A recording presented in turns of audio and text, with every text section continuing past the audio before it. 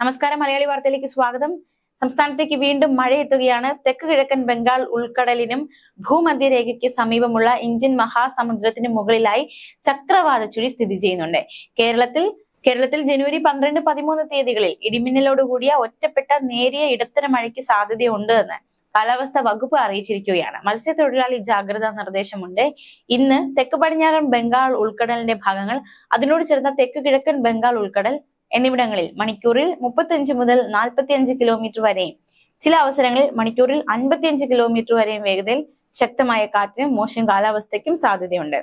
11, 12 തീയതികളിൽ തെക്കൻ തമിഴ്നാട് തീരം, ഗൾഫ് ഓഫ് മന്നാർ, അതിനോട് ചേർന്ന കന്യാകുമാരി പ്രദേശം എന്നിവിടങ്ങളിൽ മണിക്കൂറിൽ 35 മുതൽ 45 കിലോമീറ്റർ വരെയും ചില അവസരങ്ങളിൽ മണിക്കൂറിൽ 55 കിലോമീറ്റർ വരെയും വേഗതയിൽ ശക്തമായ കാറ്റിനും മോശം കാലാവസ്ഥയ്ക്ക് സാധ്യതയുണ്ട്.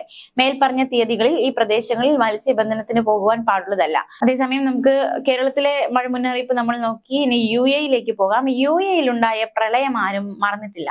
കഴിഞ്ഞ ദിവസം സൗദി അറേബ്യയുടെ പടിഞ്ഞാറൻ മേഖലയിലും വലിയ പ്രളയം ഉണ്ടായിരിക്കും. ഈ സാഹചര്യത്തിൽ ഗൾഫ് മേഖലയിലെ കാലാവസ്ഥ മാറ്റങ്ങളുമായി ബന്ധപ്പെട്ടുള്ള പുതിയ പഠനങ്ങൾ, റിപ്പോർട്ടുകളൊക്കെ പുറത്തു വന്നിട്ടുണ്ട്. 2000 മുതൽ 2022 വർഷത്തെ കണക്ക് പരിശോധിച്ചാൽ GCC രാജ്യങ്ങളിൽ 19% മഴ വർദ്ധിച്ചു എന്നാണ് പഠനങ്ങൾ വ്യക്തമാക്കുന്നത്.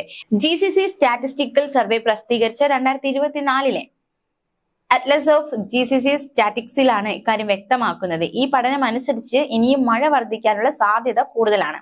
കിട്ടിയ വിവരങ്ങൾ ഇത്തരത്തിലുള്ള പ്രവചനങ്ങൾ നടത്താൻ അപര്യാപ്തമല്ല എന്നും വിദഗ്ധർ നിഗമനത്തിലെത്തിയിട്ടുണ്ട്.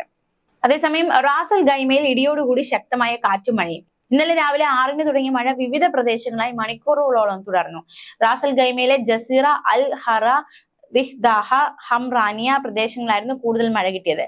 ഉമ്മുൽ ഖുവൈനിൽ നിന്ന് തുടങ്ങിയ നേരിയ മഴ എമിറേറ്റ്സ് റോഡും കടന്ന് റാസൽ ഖൈമയിൽ എത്തുമ്പോഴേക്കും ശക്തി പ്രാപിച്ചിരുന്നു. ന്യൂസ് ഡെസ്ക്, മലയാളി വാർത്ത.